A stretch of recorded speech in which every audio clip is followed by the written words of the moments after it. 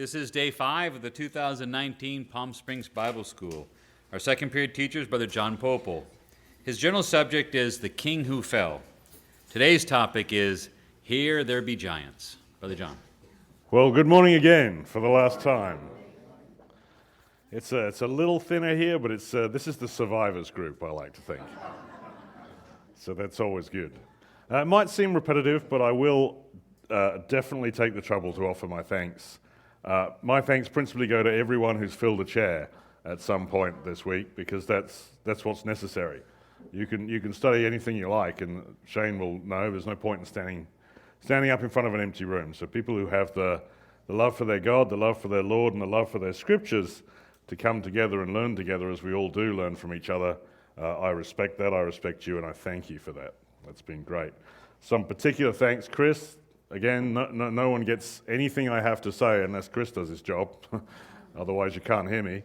So that's awesome. Jeff and Kelly for making the opportunity possible. And Shane and Lynn for coming down. I just feel very privileged to have had the chance to choose a co-speaker, and I couldn't have chosen any better.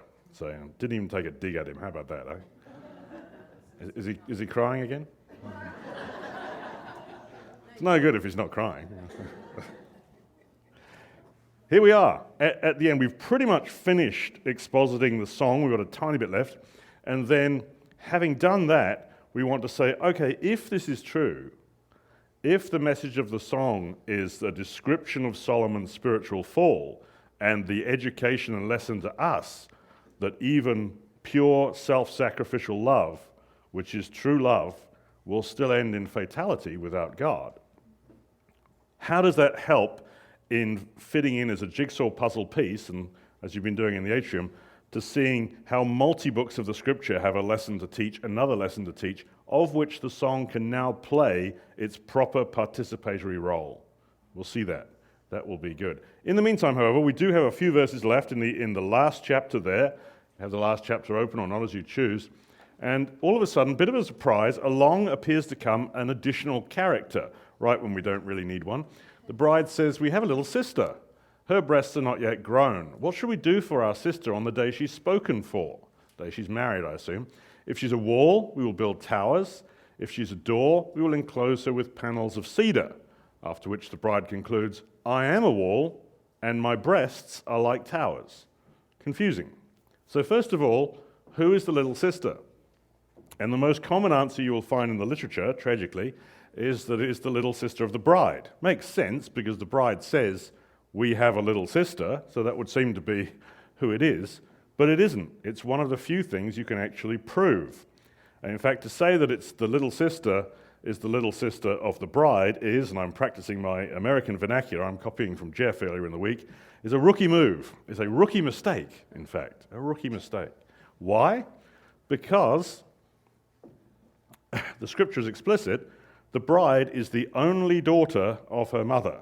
Are there any only daughters in the room? Who's an only daughter? Yeah, how many sisters do you have?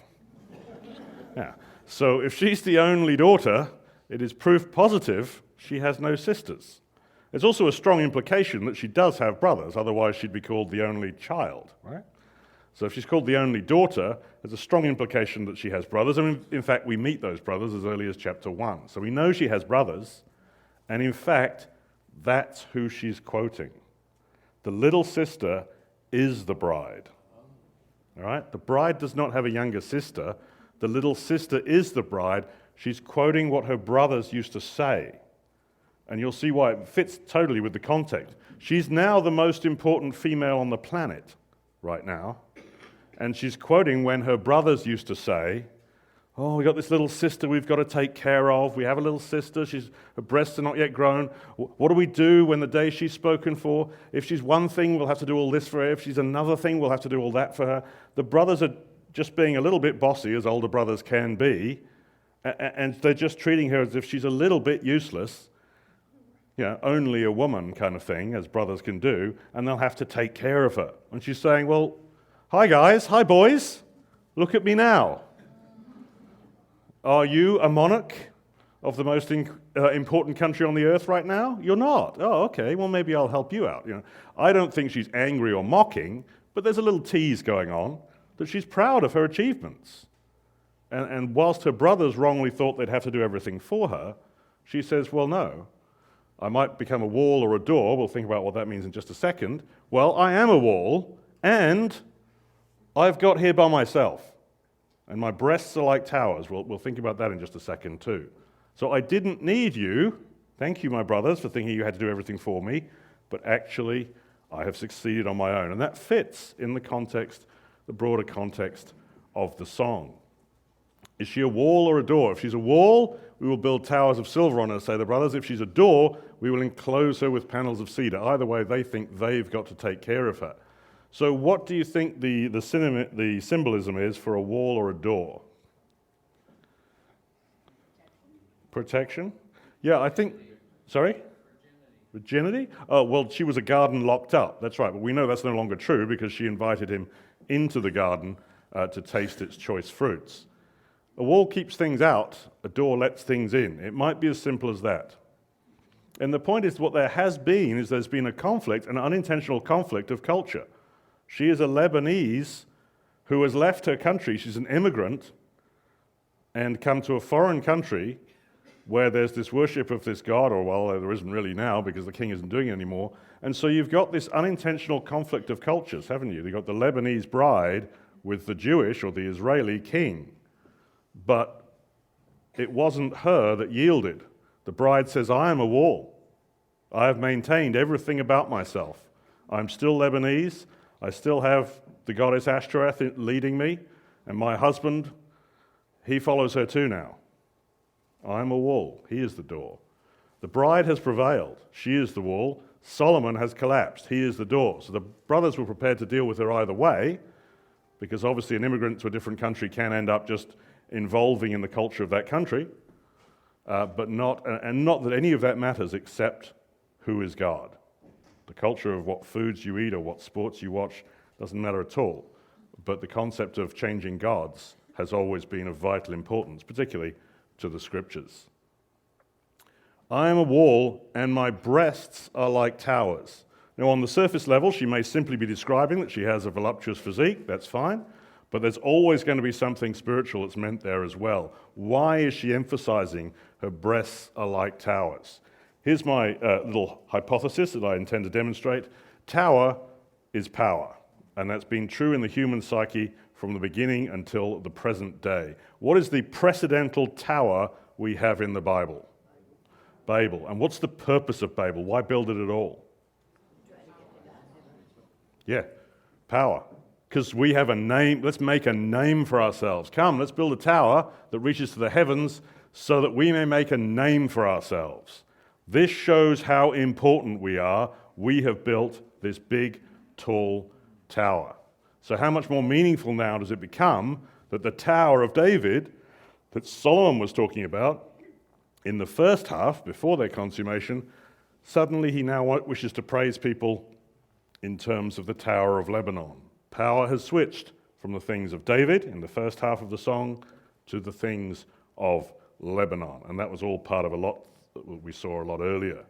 In fact, it's been a human fascination, literally up until the present day, who's got the tallest tower? And it used to be the United States with the Empire State Building. And once again with the World Trade Center towers, you remember those. And then it was, and then this one's American as well, Chicago, Sears Tower. And then it was beaten by Malaysia with the Petronas Towers. I've seen those. And then it was beaten by Taipei, Tower 101. I've seen that one. And the one I haven't seen is the absolute monster that they built in Dubai. Has anyone seen that? Kingdom Tower, it's called, or Caliphate Tower. Burj Khalifa, which is almost 1.5 times anything that's been before it.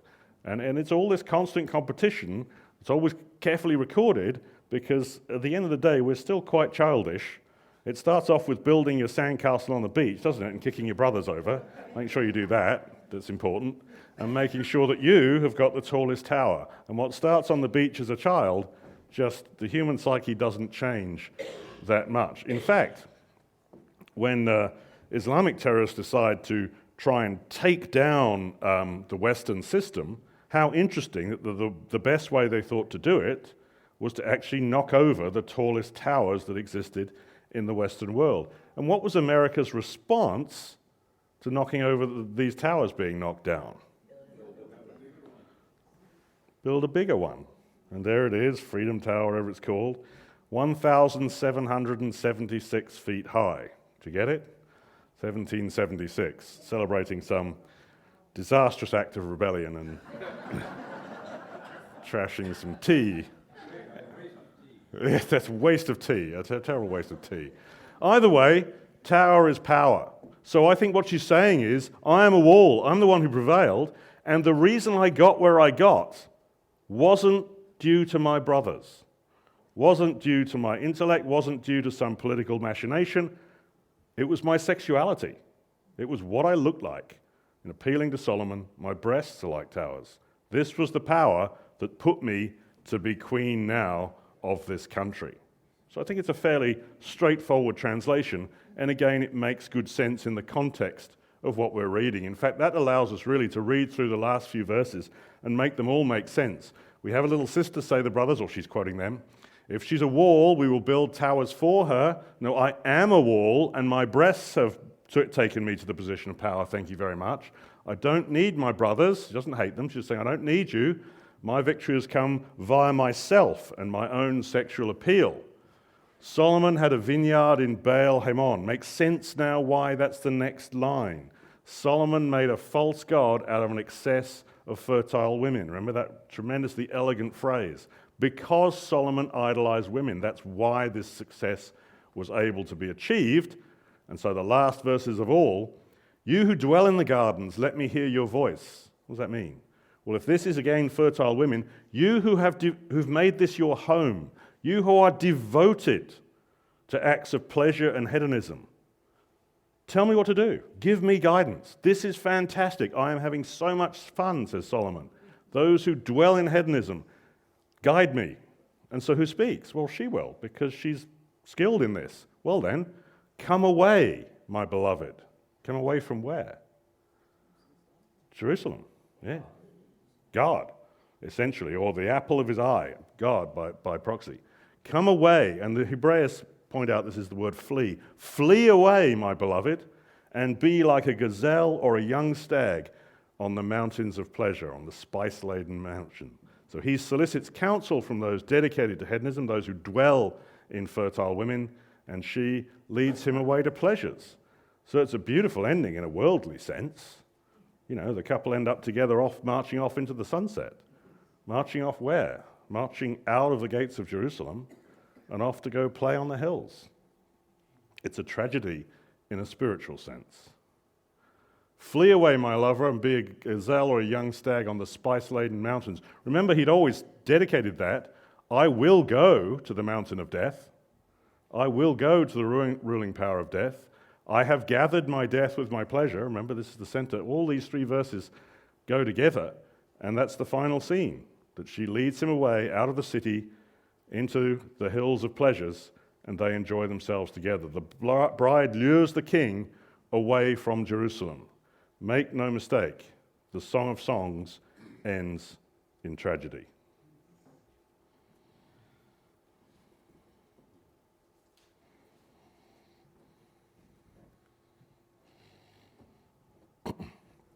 Fortunately, even though that's the end of a chapter and a book, it's not the end of the whole story. Solomon's story is not itself completed. And for this, let's just note, not that it means too much, the biblical book order that we have, or rather perhaps the one that we should have. In the Jewish order of the scrolls, this is the order. There is the book of Job, there is the book of Proverbs, many of which written by Solomon. The next book is Ruth, the next book is the Song, and then Ecclesiastes, in that order. Now again, you don't want to read too much into the order of books, but we've got these backwards, and I don't think that helps, because Ecclesiastes is clearly written at the end of Solomon's life, and if you have something after that, you're inclined to think it's the kingdom or something like that. Whoops. This is the appropriate order, and there's Lamentations, and it goes on after that. I want to focus on these four books together. Proverbs, then the next two are Ruth and the Song, and Ecclesiastes to finish. Proverbs, Solomon writes, and he writes many things, but one of the most important things, one of the most pervasive things that he writes is, which woman are you going to marry? And he's talking to males and females both, because it's metaphor. Are you going to marry Lady Wisdom, who stands in the streets and calls to you? Or are you going to marry the seductress of pleasure, who, interestingly, stands in the streets and calls to you, albeit by night, not by day? Which woman are you going to end up with? And he points out some of the, the characteristics by which you can recognize the two women. Lady Wisdom, just 4. She will cause people to dwell securely. By me kings reign. By wisdom, I guess. That makes sense. Okay. She works hard. Very good. She opens her hands to the poor, an act of righteousness. And she is clothed with fine linen. What's fine linen represent? The righteous acts, which is what we see here anyway. Okay. So she's clothed with righteous acts. She works hard. Kings reign via her. And she causes people to dwell securely. It's all explicitly in the text. Okay? The seductress pleasure, we've looked at these verses already in Proverbs 7. Her feet never stay at home. Her linens are from Egypt, not of the righteous acts of the saints. Her bed is perfumed with myrrh. It is the gateway to the chambers of death. Okay? Those are the 4 things we know about this lady. And Solomon's saying, and ultimately he's saying to himself, which is the one part of the audience that never listened to him, he's saying to himself, which woman? Who are you going to marry? Wisdom or the seductress? Those are the 4 things. Gives safety, bed of righteousness, of the righteous acts of the saints, works hard by her king's reign, or the one with the Egyptian linen, the one who walks the streets at night, who has the bed of myrrh, which is the gateway to death. What's the next 2 books of the Bible?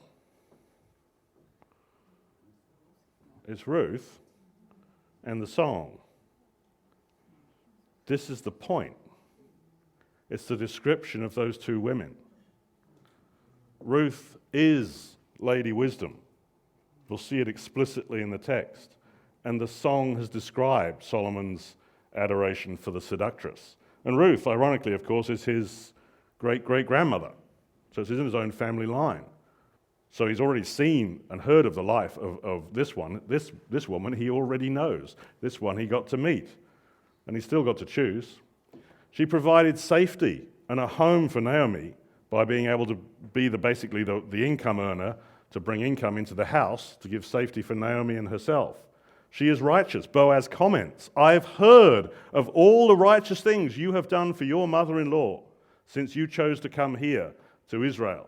She works hard, gleaning in the fields and coming home with this monstrous amount of grain.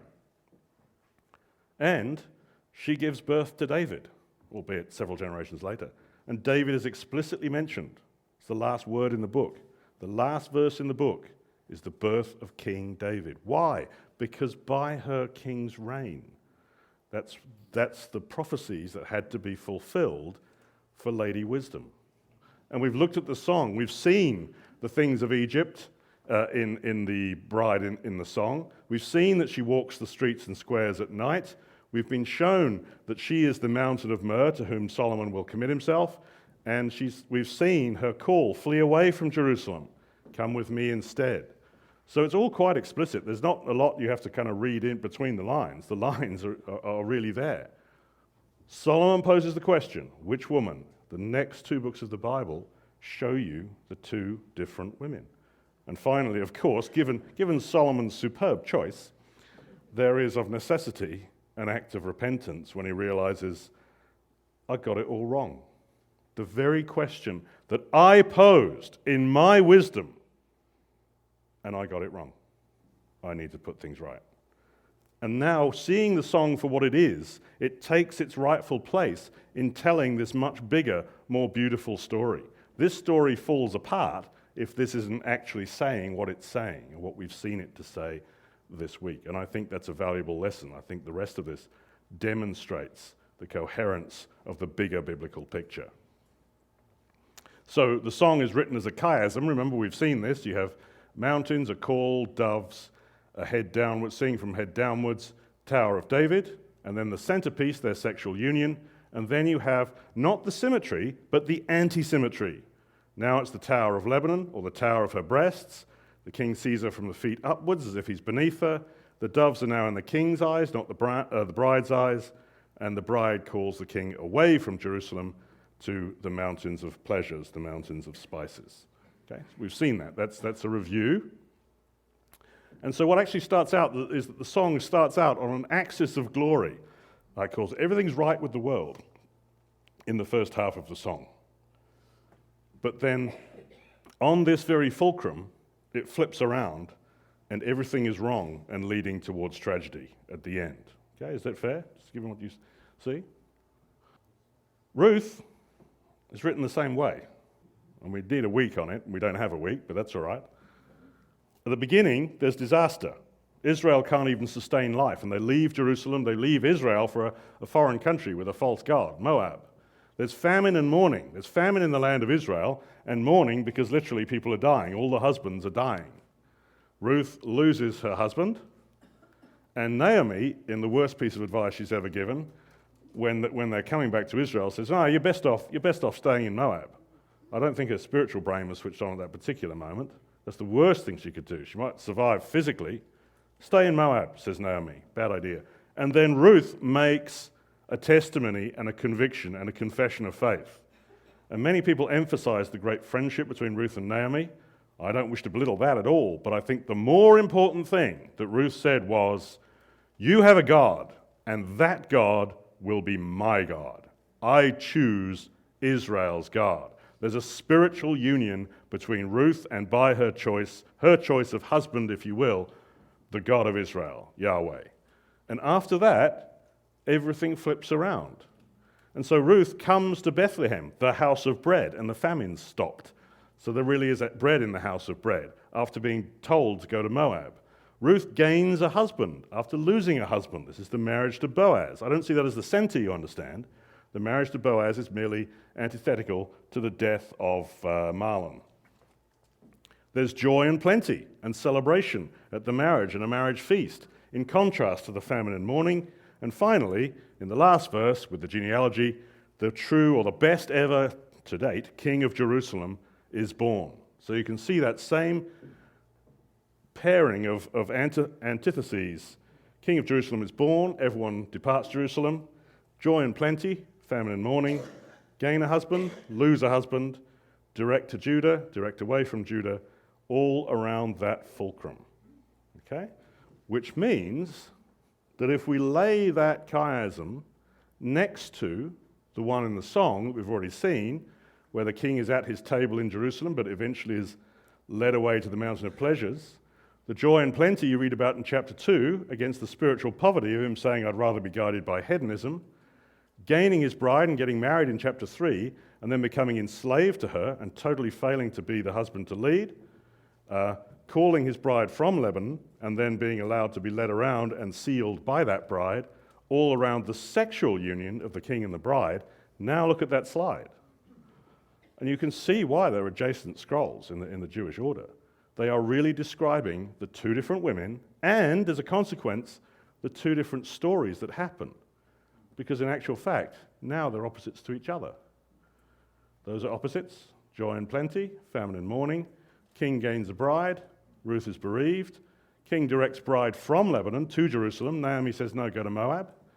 And they're opposites all the way down. That's rather pretty, isn't it? That's the hand of God. That's not my creation. I'm not smart enough to create something like that. No one is. That is the hand of God. But we have to read the song for what it's saying before we see the fullness of the pattern. So in the song, you have an axis of glory, which around this fulcrum flips to an axis of tragedy. And in Ruth, you have this axis of tragedy. The whole story is a mess. And on this fulcrum, it switches to an axis of glory. So you should be able to find identicals, right? King in Jerusalem will match king in Jerusalem. Joy and plenty will match joy and plenty. It's the same story. God just ripped it in the middle and stuck the end on the beginning and the beginning on the end. So this is how you do it right. Oops, wrong. This is how you do it right with the right bride, and this is how you do it wrong with the wrong bride. And how ironic that the very king who was born at the end is the father of the king who ran away. Yeah, I'll get out the way. I have made about 1,600 slides over the years for and I'm sad enough and nerdy enough to know that, for various Bible schools functions. And if I'm told to keep just 5 and dispose of 1,595, I'm keeping that one and 4 others. I don't have Shane's articulacy, I'm quite serious, to tell you how much that means to me. You'll just have to see it for yourself. But if you see it for yourself, you won't need me to tell you how much that means to me, because it'll mean the same to you. That is beautiful. And the different centers are the spirituality of this union and the hedonism of this union. Let me be clear on one thing. This slide, if misread, may appear to demonize or denounce sexual activity. Not true. What it's saying is this is the throne. It's not saying sex is bad. It's saying sex is a bad God.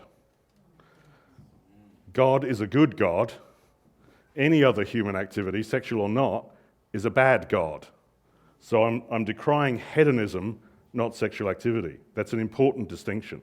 It shouldn't be our God. And for years, for centuries, people have read the Song of Songs and said, this is dirty because sex is evil, which is wrong, but being the world has finally done away with that era and has jumped into an entirely new era by saying sex is magnificent and it is the whole point of the piece, and that's why this book's great. If you read the modern expositions, not Christadelphian ones, but the modern expositions, that's what you'll see. I'll show you. It will be said, here's one professor, the power of eros here in the song is so strong it obviates the need for theodicy or theology. Yeah, what does that mean? It means, right, and now the translation. Here are the subtitles. Sex is so wonderful, you don't need God. Read it again. That's exactly what, sorry about the again, the study of God, the explanations of who God is and the words about him. Okay? The power of eros here is so strong, it obviates the need for theodicy or theology. So I'm not exaggerating when I say that the pendulum has swung so far the other way that now, it's going to take a while, isn't it? There we go. And that's where we have it. But that's a beautiful thing, I think, that we get to enjoy. Unfortunately, I'd like to leave that on for another half an hour. We must press on. For what it's worth, there's a reason why Ashtoreth is the goddess of the Lebanese. Lebanon is the same, or essentially derived from the Hebrew word Lebana for the moon. It is literally the land of the moon. Why they call themselves the land of the moon, I couldn't tell you. And moon, of course, is the secondary power of the heavens. The king, the sun is seen as the king of heaven, and the moon is the queen of heaven. Do you remember the queen of heaven quote in Jeremiah? It's the same goddess, those Asherah poles or whatever they call them. It's the same goddess that they're worshipping. Lebanon's deity was female, not male. Ashtoreth was the moon goddess. All right? So when you find that in Jeremiah, it's like, well, how on earth did this false goddess get in here in the first place? The false god that they came up against was usually Baal. Why? Because Baal was resident to the land they moved into. So where did this Ashtoreth come from? Answer, Song of Songs. It's the goddess of the Lebanese. Solomon fell to the Lebanese bride.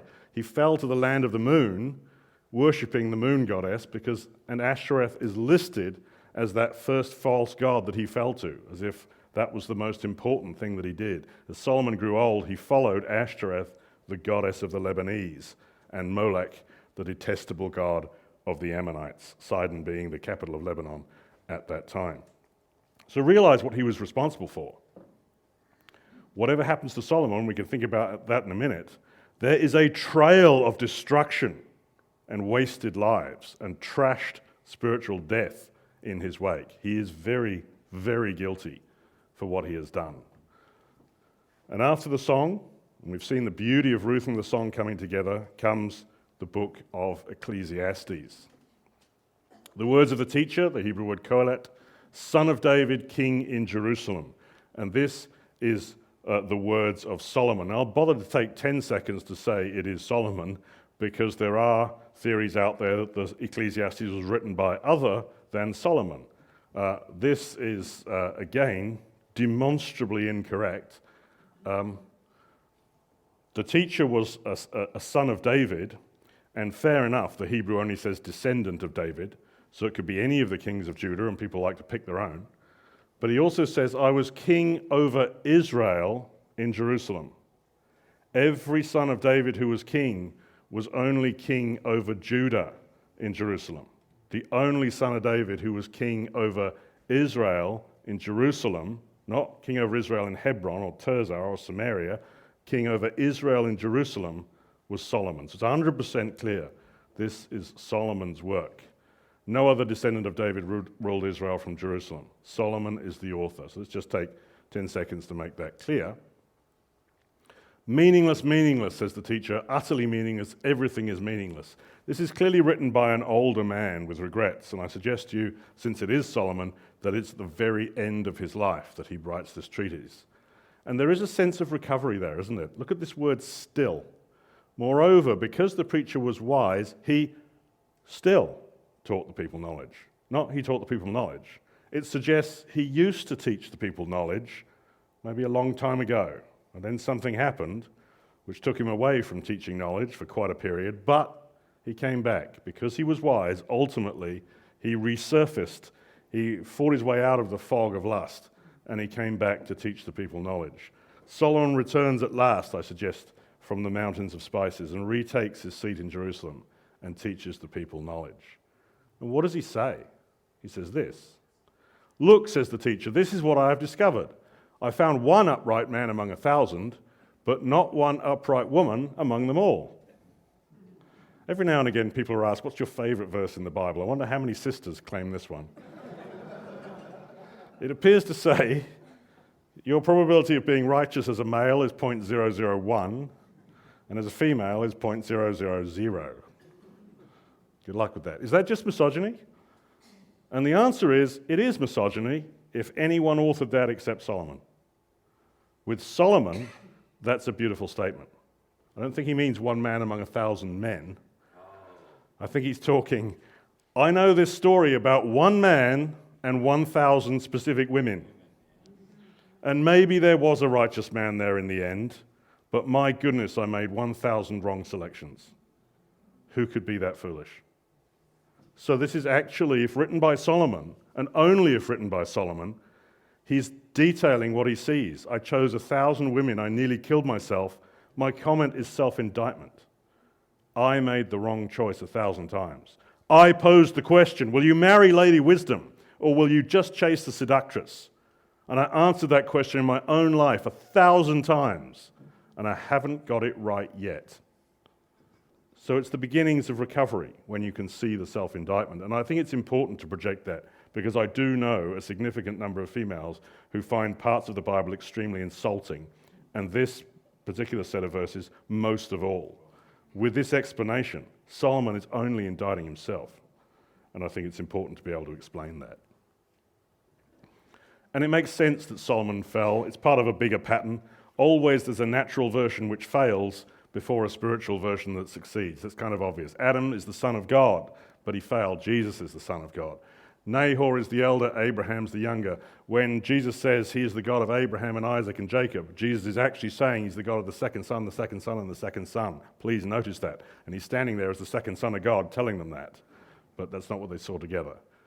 Aaron before Moses. Moses was greater. But Moses before Joshua. Joshua was greater in terms of leading the people. One who failed to bring them into the promised land and one who succeeded. Saul as Israel's first king, or David as the second king. The spiritual or the natural. And therefore, this is where we are. Solomon, the son of David. You say, that's why he's a type of Jesus. No. The whole point is he's the type of Adam. He's the one that came first and messed it all up because he had natural inclinations. He was David's natural son at a time of natural temple and a time of peace. And Jesus will supersede him in all those ways. The Old Testament before the New Testament, the covenant of law before the covenant of grace, and ultimately, perhaps the best comparison of all is you and me. You are born of a woman, and you are born of the Spirit. And the first birth only guarantees that you're going to die. People say the guarantees are death and taxes. That's not true. As many people have skipped taxes all their life. I'm not naming. I'm not going to point any out. But but no one skipped death. Only in the second birth do we find life. So that's where we are. That's why this huge pattern shows us why the Song of Solomon was always going to be a song of natural disaster, not of spiritual victory. That's why. So it fits in there too. Solomon was specially blessed by God, yet he squandered that blessing. That's fair, isn't it? Haven't we heard that story once before? There's another story we need here. Who else was specially blessed to become basically a Superman and threw it all away? I hear you, Kay. Samson. Solomon's spiritual twin, I put it to you. It's just a metaphor. God made a giant. He grew. Samson grew, and the Lord blessed him, and the Spirit of the Lord began to stir him, so that he did all these mighty works, including killing some Philistines with a jawbone. How many Philistines? 1,000. Oh, that's interesting. Interesting. There's the little echoes you get. All right. Was he a physically large man? Quite possibly not. It doesn't need to be anything. I'm not saying he had an extraordinary physique. He had an extraordinary power with whatever physique he had because it was the power of God. God gave Samson unique physical strength, whatever physique he had. But the giant fell. He fell in love with a woman in the valley of Sorek whose name was Delilah, a story you know, and the rest, as they say, is history. But God redeemed the fallen giant. The Philistines seized Samson, gouged out his eyes, but the hair on his head began to grow again, the symbol of his covenant with God, after it had been shaved. Let's think about Solomon's story the same way. I will give you a wise and discerning heart so that there will never have been anyone like you, nor will there ever be. God gave Solomon unique intellectual strength, the intellectual giant. And what happened? The giant fell. I have come into my garden, my sister, my bride. I have gathered my death with my pleasure. The song, of course. But God redeemed the fallen giant. Moreover, because the preacher was wise, he once again was able to teach the people knowledge. And so when we see them side by side, or perhaps just a little anecdote, a little view, Samson went down to Timnah with his father and mother to introduce them to the woman he's chosen, which was of which nationality? Philistine, so a follower of Baal. Great choice, Samson, but it's Solomon's twin. As they approached the vineyards of Timnah, suddenly a young lion came roaring towards them. Suddenly there was a lion in the vineyards that they'd never seen before. Now, if you live anywhere around vineyards, like in California, and I've been to one myself, you will know lions don't go anywhere near vineyards. You don't find a lion in the vineyard. They don't like man-made places. They also don't like open, exposed places. And a vineyard, for all you might think there are vines covering, it's always actually very open, exposed land. You can see that for yourself, although that vineyard's in South Africa. So there's a lion in the vineyard. And why would we care anyway? I don't care where the lion came from. Or do I? Didn't we translate this? What's fertile woman? There was a lion coming out of the fertile woman. That's what the symbol says. The lion came out of the vineyard. The danger for Samson came from fertile women. Now, this particular lion, he rent like a goat. So he might have got a bit cocky and said, hey, there's no risk for me. Not as if there's any vineyard lying in the valley of Sorek that's going to cause me a problem. But there was. Also, did you notice the grammatical error that God's made? As they approached the vineyards, the lion came to him. Well, they're together. Why should we correct God and say the lion came roaring towards them? Because it certainly did. Why him? Because it's his danger. His father doesn't have a problem with fertile women. His mother doesn't have a problem with fertile women. They approached the vineyards, but the lion came for him. It was his problem, if only he could see it. The big picture then, God creates supremacy. A physical giant, an intellectual giant. Sexual distractions precipitate the collapse of not one but both of those giants. And that's where the Song of Songs belongs. It takes its jigsaw puzzle piece part in this beautiful, bigger story that goes through Kings and Judges and Ecclesiastes. And then God finds redemption for that fallen giant. What's the lesson? Why would God do this? To show us that neither physical nor intellectual supremacy will bring salvation. I think that's an important lesson. I think it's an important lesson for today. Let not the wise boast of their wisdom or the strong boast of their strength. The prophet had already said it. But in Samson, you have a physical supremacy like never before. Do we have a problem as a community following those who are physically supreme? Probably not so much. Several hundred years ago, and back in the times of the Old Testament, yes. And the man who's head and shoulders above everyone else would be seen, would be looked up to in more ways than the strictly geometrical.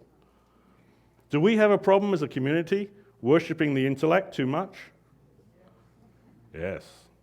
So how funny. Sure, we've learned this lesson. There's a simple 2 lessons, and we still haven't grabbed the second one. We may even be getting worse. It may be that when someone says, yeah, but I've been to a university and I've got now 4 degrees in Middle Eastern studies, and I know all about and never mind, the Bible says this, it's wrong, believe ye, I'll take this, and I'll show you via my intellect what I know. Careful. Solomon is not our Messiah. These giants fell. And if these giants fell, what's the implication? The implication is simple. We need another giant. We need a different giant. So we've spent this week here, but in reality, it is a bigger picture once again. There is a judge, the judge who fell, the king who fell, and the son who stood. It's a much larger story. You can't fit it in a week. So we've been focused on the king who fell, but never failed to notice there's a much larger story that this occupies. Ultimately, the spiritual giant is the only place we can find redemption. And in that, we can find redemption for all. And as we've seen, from particularly in those writings in the Ecclesiastes, Solomon ultimately, for those who've asked me, quite a few of you, I believe Solomon ends in Christ's victory. That said, that isn't the happiest ending of all, because how many of those 1,000 women that he should have led to God, how many of them have ended in Christ's victory? I simply don't know, but I don't have a good feeling about that. Okay, one man made it out. Good, I suppose. But how much destruction he caused before he made it out. And we need to think about that in our own lives. It's not just a question of, well, I hope I get it right at the end. Watch what you do today. There's no point in me being such a fractious member of this society that I end up driving tens and hundreds of brothers and sisters away and then do a deathbed confession and realize I should have been a nice guy. Yeah, great, that saves me. Well done, Solomon. But what wreck have you got in your wake? Today matters. We need to not only embrace Christ's victory, but emulate Christ's spirit that brought Christ's victory. Ultimately, Christ's victory does find redemption for all, and Solomon, I believe, ends within it, as can we all.